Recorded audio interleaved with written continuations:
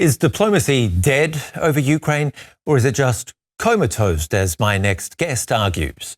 And if so, what's that mean for the war? We can safely say the war of words is heating up. The Kremlin is blaming the United States for this deep inside Russian territory, although these are Ukrainian attacks with Ukrainian-produced weapons. The new drone campaign is a key strategic shift, though, targeting oil refineries to choke off Russia's economic engine and warehouses that reportedly supplied both the military and consumer market. Ukraine says it's bringing the war home to Russians. But what's this got to do with the US? And aren't Putin and Trump best buddies? Have a listen to Russian Foreign Minister Sergei Lavrov. We have submitted a series of questions to the U.S. State Department, requesting comment, including on the subject of intelligence data and the fact that the U.S. is deeply involved, including in the planning and execution of strikes on civilian targets deep within Russian territory. We await a response. In the meantime, Lavrov had this to say, and it doesn't sound good for Ukraine. We will make our own methods far tougher for destroying everything that fuels Kyiv's war machine from the West. And we are already doing this. The Ukrainians are already beginning to groan. Eugene Rumer was a national intelligence officer for Russia and Eurasia at the U.S. National Intelligence Council and joins us from the Carnegie Endowment for International Peace. What does Lavrov's rhetoric suggest to you? I think Lavrov is trying to apply pressure on the White House to limit, if not altogether suspend, U.S. assistance to Ukraine. Now, mind you, U.S. assistance to Ukraine is now being delivered in the form of weapons that are purchased by European countries. But also, as has been reported in the press, the United States has been sharing intelligence with Ukraine. There's also been talk lately of President Zelensky asking of President Trump permission to be given to Elon Musk to allow Starlink to operate over Russian territory. That would significantly improve Ukrainian capabilities for striking inside Russia. That apparently has not happened yet, but I suspect that this is something that is enough to get the Russians concerned, and Lavrov is applying pressure to both Ukraine and the White House to prevent that from happening. Is that pressure being felt in Washington? I don't get that sense, to be honest, because I think the administration has had somewhat of a, how shall we put it, there's been a bit of a cooling off of the relationship between the White House and the Kremlin. The administration's attention is consumed by another war currently underway with Iran, probably also by our electoral season. Domestic politics is huge. So the fact that, the administration apparently has agreed, or certainly Republicans in Congress have agreed to vote for the Lindsey Graham bill that threatens to impose, not necessarily will impose, but threatens to impose significant sanctions on Russia. All that suggests that Russian threats are not really gaining a whole lot of traction right now, and there's a bit of a cooling off between the two capitals. That said, I should say that the President Trump, that is, still apparently has a soft spot in his heart for President Putin. Why, I don't understand. Isn't that cooling off, though, of the relationship something dangerous in itself? I mean, there haven't been peace talks since February. It sounds like diplomacy is dead. The Black Sea ceasefire proposed by Turkey also sounds dead. It's been rejected by both Moscow and Lavrov. Could the war be entering an even more dangerous phase? Well, I don't see how it can become much more dangerous than what it is now. I doubt that the United States will become involved directly in the war. That's just not on the table at all. The escalation that Lavrov threatens against Ukraine is already happening. Russia has been bombarding Ukrainian cities and towns for years now, indiscriminately, targeting civilian targets, targeting infrastructure. So what more can Russia do? The problem right now is that Ukraine does not have effective missile defenses to counter Russian strikes. And that's a big problem. Mm-hmm. I mean, more civilians have been killed than at any point since the first months of the war. Both sides are ramping up attacks. But I mean, interestingly, as I mentioned before, Ukraine's hitting deep inside Russia, and Lavrov sounded pretty worried about that, if I'm going to analyze what he was saying. Yes, I mean, first of all, indeed, Ukraine is achieving incredible results with strikes deep inside Russia, even east of the Urals in Asian part of Russia. Is Lavrov really worried about that? I think he is channeling the Kremlin for sure. But is this something new? Is this something reflecting a mood in the Kremlin that is perhaps changing the view on the war? I'm very skeptical. What would it take? What would it take to push Putin to decide it is time to end or pause the fighting or get negotiations back underway? Because Russian civilians are dying. There's a fuel crunch in Russia, and a third of Wildberries warehouses, their capacity has been wiped out. $5.5 billion worth of merchandise. We're talking about the backbone of the consumer economy. Surely that's got to hurt. Well, this is probably the trillion-dollar question that you're asking me, because indeed, if somebody had told me in the beginning of this terrible war that there would be, as many as 500,000 Russian soldiers killed, maybe 500,000, and over 1 million altogether wounded and severely wounded, not able to return to the battlefield, that alone, to my mind, would be enough to stop this war. But now we see it in its fifth year, with refineries, the backbone of the Russian economy, being struck deep inside Russia. I don't know what else it will take to change Putin's mind. Clearly, his war objectives, the ones that Lavrov spoke about in his interview, are not achievable. That's obvious. So I think the best, or really the worst outcome of this could be that Putin deliberately orders his military to keep destroying Ukraine until Ukrainian cities are no longer livable. And right now, I think the Russian calculus is that in the absence of effective missile defenses, this horrible campaign that Russia is conducting against Ukraine will continue open-ended. Mm-hmm. So tell me a bit more about Putin and Trump's relationship, because you say the two capitals are cooling off.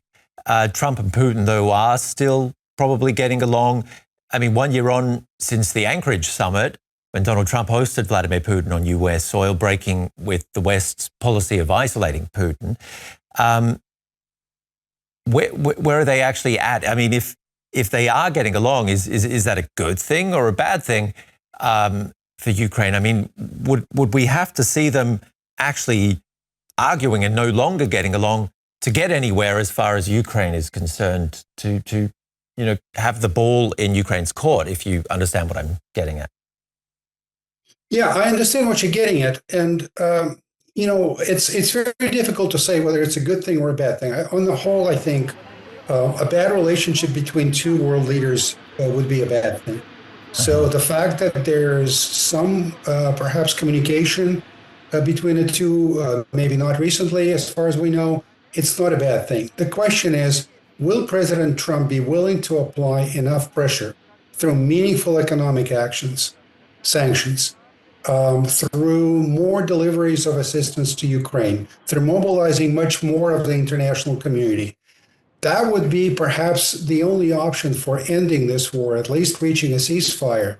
And so far, despite his supposed, good relationship with Putin, which I think it's there, so far, he has not been willing to do that. Even the sanctions package that was that's going through Congress, will apparently have enough carve-outs for President Trump to not necessarily apply the sanctions, or at least calibrate the application of sanctions to Russia. So even that could be a very ineffective tool in the end. Mm-hmm. I was just going to mention this meeting between Lavrov and his US counterpart, Marco Rubio, of course, in Manila last month. It was only half an hour, and Rubio said we'll have to find new suggestions and new ideas that both Russia and Ukraine can agree to. What could those new ideas be? I mean, territory has been the main sticking point, hasn't it, until now? Right. Apparently, the Russians are demanding that Ukraine surrender the territory of Donbass that Russia still does not control, and apparently has little chance of completing the occupation of that territory anytime in the foreseeable future. But that's not acceptable for Ukraine. So it's not really clear what Secretary Rubio meant. And there have been different interpretations of that statement, as far as I know, because apparently what the Russians claim was the understanding reached at Anchorage a year ago is not the same as what the American delegation walked away with from Anchorage. And the Russians have tended to misrepresent that as some kind of a series of concessions. So to be honest, I don't know what new ideas there could be. There could be ideas for partial ceasefires. The Russians seem to be unwilling to do that. Mm-hmm. Perhaps a ceasefire in the Black Sea, as was proposed by Turkey. Again, that doesn't seem to be getting any traction. Perhaps maybe some agreement to limit strikes against civilian infrastructure. I doubt that the Kremlin would accept that. So to be honest, I'm really at a loss because the situation is pretty clear. The Russian army is getting nowhere on the ground, on the battlefield, and is not likely to be able to perform better simply because the Ukrainians really have achieved incredible results on the battlefield with their drones, and with the ability to really stall any kind of Russian offensive. So we are really at a deadlock, and the main action of the war, this is not to say that the battlefield is static. It's not. It's very active. But the main action of the war is really happening in the air between Russia striking at Ukrainian cities and towns, as we just discussed before, and, as you said before, Ukraine striking deep inside Russia, ever deeper inside Russia. If Ukraine is capable of expanding its strikes to really inflict pain on Russian, not just refineries, but also cities and towns, striking at central Moscow, striking at St. Petersburg, the cities, not just the suburbs, perhaps that could convince Putin, but I'm very skeptical. Mm-hmm. And what do you think about envoys Steve Witkoff and Jared Kushner? Do they have what it takes to get these guys out of this deadlock? I would be all for them traveling to Kyiv, especially to Kyiv, and also to Moscow. But again, the question is, what ideas, what new proposals are they bringing with them? Or are they even bringing any kinds of proposals, or are they just going on a listening tour? It's not clear to me. Or a business tour, maybe, when it comes to real estate. Business tour, maybe, for sure. They were both into real estate before getting these jobs. What about Ukraine and Russia now? Are both sides preparing for an even longer war? Is that the feeling you're getting? My impression is that, yes, there's talk about a mobilization in Russia. I don't know. There's no way to tell whether it's going to happen. My colleagues who follow these issues very closely maintain that Putin does not need to declare mobilization, that he can use various other measures, partial collapse and so on, to keep feeding the pipeline. And Ukrainians, I think, at this point really feel that they're not losing. They're doing better than what they had what was expected of them previously. So again, they don't really have a strong incentive at this point to,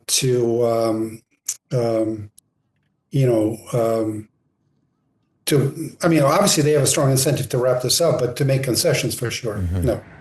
We're just looking at pictures of the blown up warehouses and oil refineries within Russia, deep inside Russian territory. Are Russians going to support a longer war? Well, I think a majority of Russians now saying that they would like to see this war end. I believe it's the majority, to the extent that we can trust Russian public opinion surveys, because they're not really free. That said, there is no any kind of mass movement inside Russia, any kind of organized opposition to the war. And the regime is demonstrating by its actions that any kind of political organization that would potentially advocate an end to this war will not be tolerated. Just a few days ago, they disqualified the only really, call it opposition party, Yabloko, from participating in the Duma elections this fall on the pretext that it contained some anti-war language and so on. But it's basic. There are other made-up causes for disqualifying them.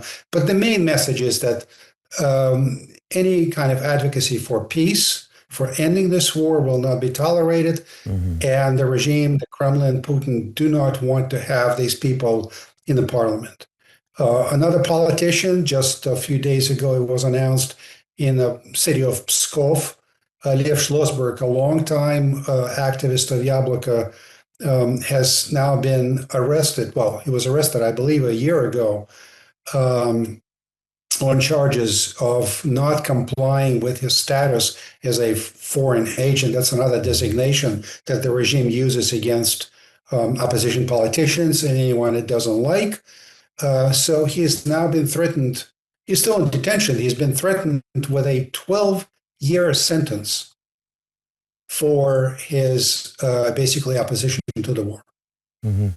Not any kind of political activity, but merely voicing opposition to it. 12-year sentence. Think about it. Wow. Okay, that does sum up the situation well. Yeah, and it is having an effect on average Russians when they read about this and they realize that any kind of protest, any kind of public display of disagreement with the regime can be punished by a lengthy term in prison, and Russian prisons are horrible. That sends a powerful message, as you just said. At the same time, when it comes to an even longer war, where does that put Ukraine? It's chronically short of certain weapons. Well, my colleagues who follow this very closely, who were just recently in Ukraine, tell me that actually Ukraine is well supplied with the weapons for the battlefield. The critical shortage is, as we discussed before, is with missile defense capabilities. That's the Patriot interceptors that Ukraine desperately needs. And of course, access to Starlink that would permit Ukraine to use Starlink in strikes into the Russian territory, deeper into the Russian territory. That could be crucial. That's sort of a weapon, intangible weapon. But Ukraine apparently is still well supplied with weapons provided by the United States, paid for by European allies, and also European allies providing their weapons as well. So it's going to... The biggest threat to Ukraine really is going to be later this year, late fall, beginning of winter, to see how Ukrainian cities can cope with this barrage of Russian missiles. Because, if you don't have the basics, not just heat and electricity, but also water, if Russian missiles are targeting the water, sewage, electricity, of course, as it was the case last winter, that could make Ukrainian cities unlivable. And that could trigger, and that may be part of the Russian design, trigger a mass exodus from Ukrainian cities. Where are they going to go? There's only so and so much that the countryside can absorb, so they're threatening to send these masses. They've talked about it into further west into Europe. Yeah, the prospects do not sound good. It sounds like it's going to remain a war in the air, an even longer war possibly, and that diplomacy is going to take a long time to get out of this deadlock. Yeah, and we're all open to new ideas, but I don't know how many new ideas you can come up with. Eugene, it's been great getting your take and nice talking to you. I hope we can talk another time when we've got some more positive news. Of course, and I will very much hope for more positive news. I'm sorry the news is so bad, but it is what it is. It is what it is. Thank you for watching. Remember, Trump once said he could end the war in Ukraine in just one day. He later backtracked on that, of course, saying it was in jest and that he was speaking figuratively. It's now been 572 days. He has another 889 to go. I'm Ben Fajzullin. See you soon.